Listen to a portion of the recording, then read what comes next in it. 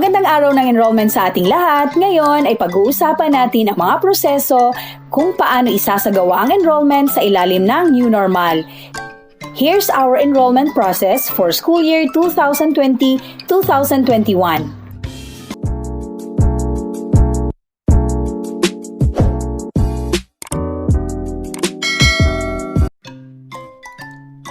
Ang enrollment period ay magsisimula sa June 1 at magtatapos naman ito sa June 30. Ngunit ating tandaan, no face-to-face enrollment sa unang 2 linggo ng buwang ito.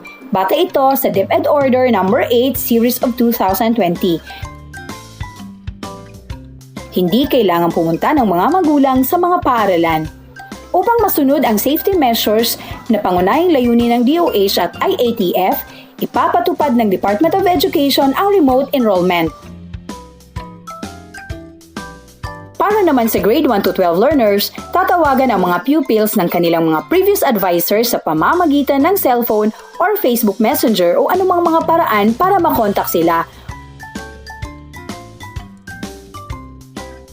Or, maaari ring makontak ng mga magulang ang mga eskwelahan o mga guro sa pamamagitan ng mga Facebook page or numero na nakasulat sa labas ng paaralan. Para naman sa mga papasok ng kindergarten, transferees at Balik-Aral learners, maaaring makipag-ugnayan lamang sa mga napiling paaralan gamit ang mga official numbers at kanilang mga Facebook pages.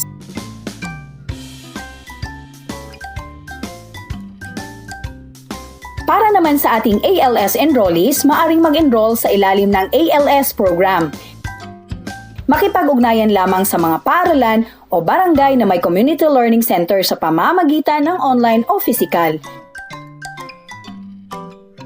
Tandaan, ang physical enrollment will be the last option at dapat with proper health measures.